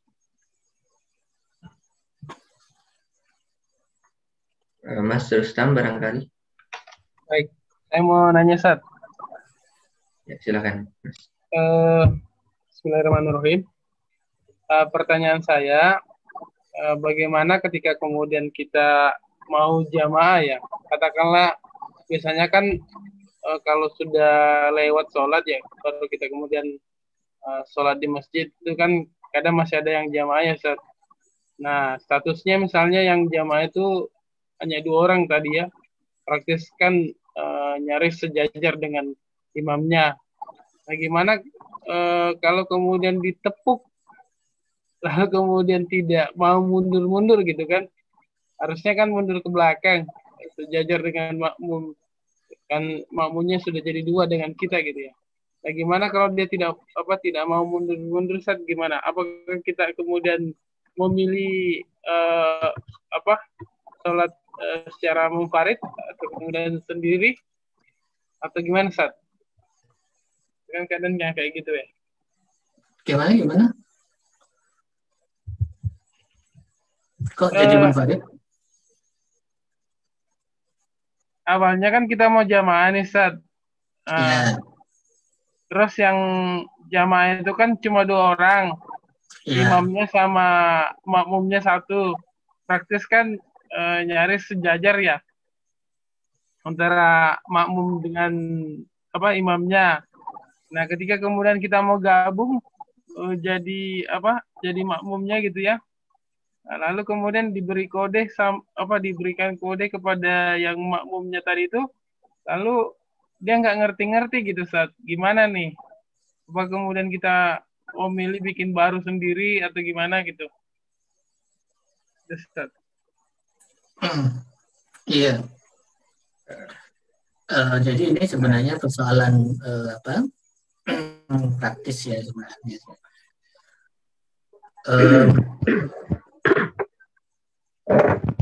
Jadi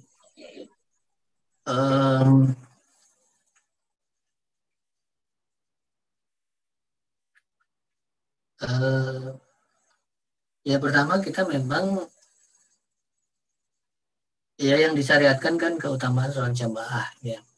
Jadi yang pertama tentunya bagaimanapun kondisinya ya dengan seperti itu maka tidak menjadikan kita itu kemudian munfarid atau sholat sendiri ya, sehingga yang kita lakukan itu adalah ya kita tadi ya sudah menepuk tadi ataupun berisyarat, kemudian kita bisa mengeraskan ya takbir di awal ya, sehingga imamnya juga tahu bahwasanya ada jamaah atau ada makmum yang lain. Jadi makmumnya itu enggak hanya 1. Ya. Nah, jadi nanti di sini kemudian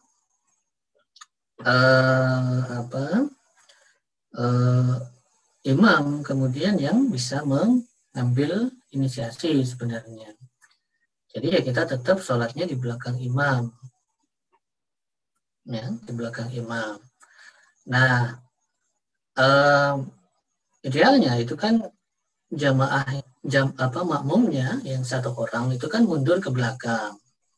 Ya, benar. Nah, maka kalau enggak ya, jadi ketika makmumnya enggak mundur ke belakang, maka imam yang kemudian maju ke depan. ketika imam tahu bahwasanya makmumnya itu nggak hanya satu, maka imam maju ke depan. Nah, ketika imam maju ke depan, maka kita itu kemudian juga bisa maju ke depan untuk meluruskan dengan makmum yang pertama tadi. Ya. Nah, jadi memang itu yang bisa dilakukan. Ya.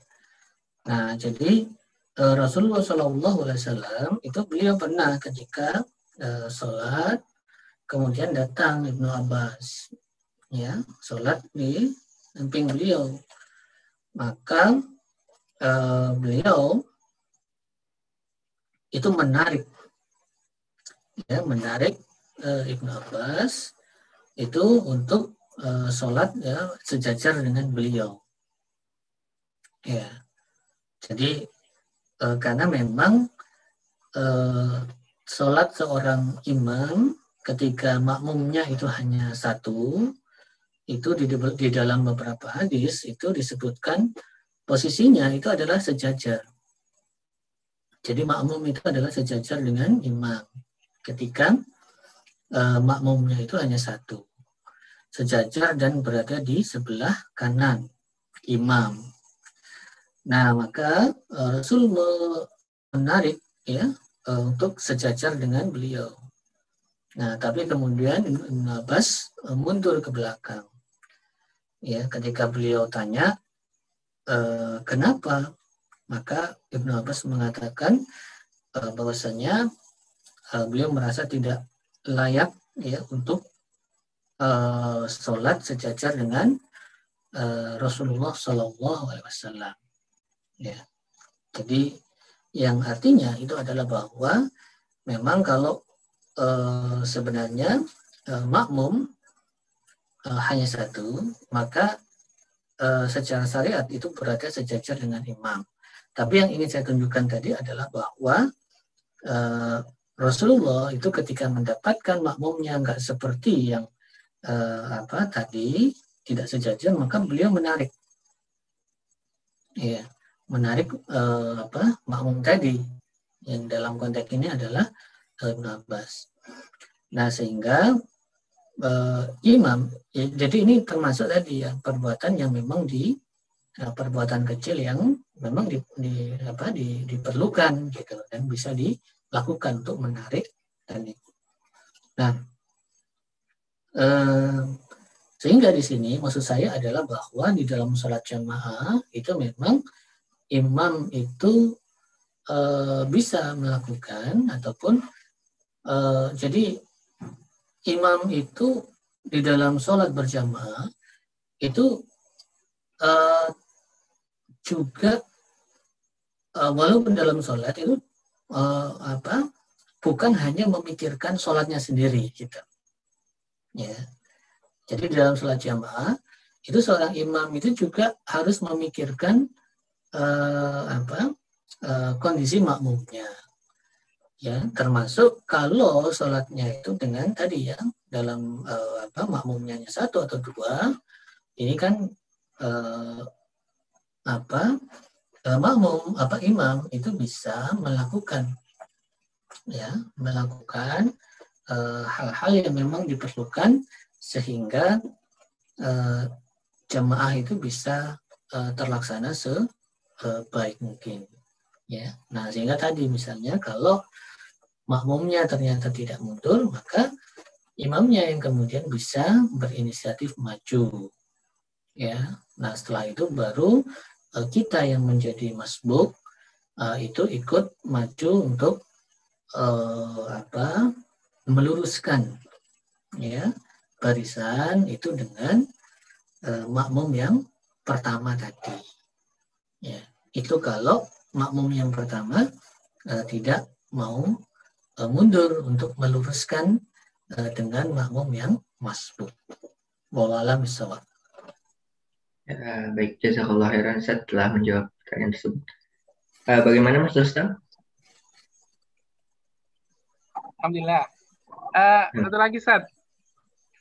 Ini kondisinya tadi kan ada disampaikan Ustaz ya, ketika kemudian sakit perut atau kemudian kebelet ya harusnya menyelesaikan hajat itu dulu. Nah, bagaimana jika ya di tengah-tengah misalnya katakanlah sholat Jumat atau sholat tarawih atau sholat sholat fardu yang lain yang sifatnya kemudian dikerjakan secara berjamaah, lalu kemudian tidak sengaja ya, yang namanya tiba-tiba hajat gitu, tiba-tiba misalnya perutnya mules gitu ya, padahal ini misalnya katakanlah sholat Jumat, tiba-tiba dia buang angin gitu. Nah, apa yang seharusnya dilakukan? Apakah berhenti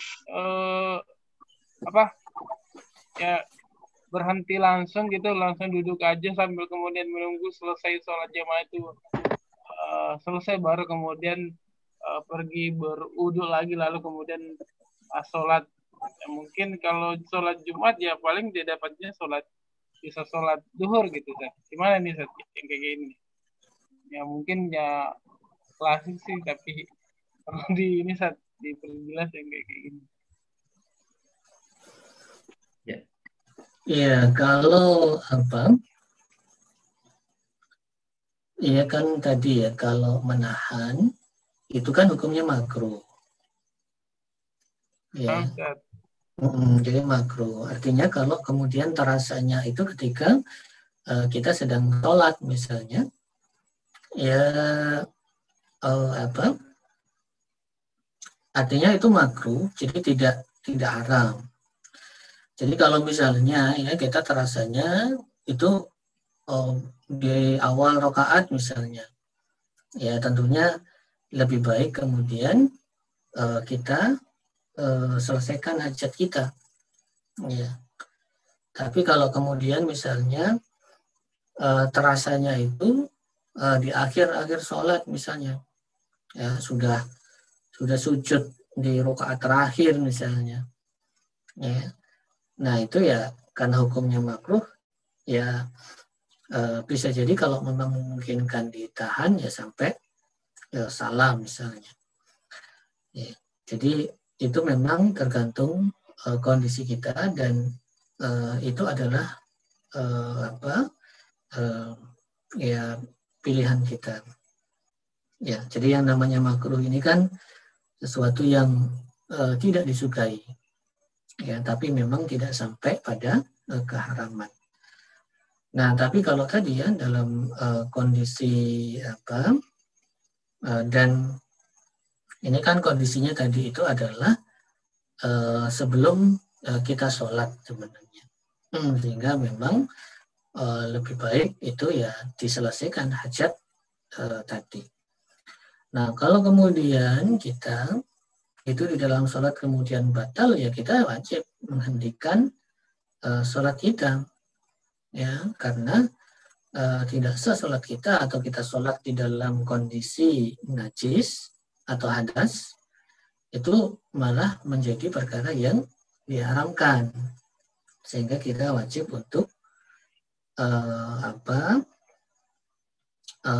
menghentikan ya sholat kita. Apakah kemudian kita menunggu atau kemudian keluar dari barisan sholat? Ya kalau memang memungkinkan untuk keluar dari barisan sholat sehingga kita bisa mengambil air wudhu, kemudian bergabung lagi dengan jamaah sholat, maka ya itu bisa dilakukan.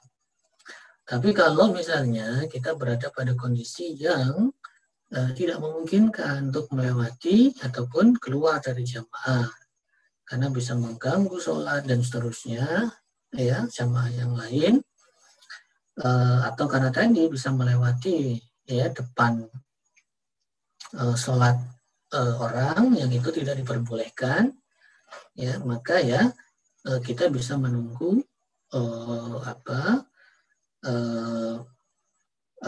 menunggu sholat selesai. Jadi sangat tergantung kondisi kita, ya apakah memungkinkan ya untuk keluar jamaah atau tidak. Ya, jadi kalau memang tidak, ya berarti kita menunggu, kemudian ya kita sholat duhur kalau kemudian itu adalah jamaah sholat Jumat misalnya gitu. Wallahu a'lam bishawab. Ya, baik. Jazakallah khairan, Ustaz. Waktu alhamdulillah waktu telah menunjukkan pukul 10 ya. Ya mungkin ada beberapa pertanyaan lagi yang belum sempat bertanya, mungkin nanti akan disampaikan melalui apa namanya bisa disampaikan kepada saya untuk nanti disampaikan kepada Ustadz Aris. Begitu juga beberapa pertanyaan yang sebelumnya mungkin Ustadz pada kajian sebelumnya belum terjawab ya Ustadz. Oh iya, kayaknya kelewat ya. Ya, mungkin bisa dijawab di pekan berikutnya. Iya, nanti tolong diingatkan. Lupa saya. Ya, baik, Ustaz. Oke. Berhubung waktunya telah habis, mari kita tutup kajian fikih pada malam hari ini dengan membaca Alhamdulillah alamin dan doa kifaratul majelis. Subhanaka Allahumma wa bihamdika asyhadu an la ilaha illa anta astaghfiruka wa atubu ilaik. Baik, jazakallahu khairan telah hadir pada malam hari ini. Jazakallahu khairan Ustaz Aris telah mengisi kajian pada malam hari ini. Oh, iya, demikian. Wassalamualaikum warahmatullahi wabarakatuh. Waalaikumsalam warahmatullahi wabarakatuh. Saya langsung pamit ya semuanya. Assalamualaikum. Waalaikumsalam. Ya, tafadhal Mas Sahir.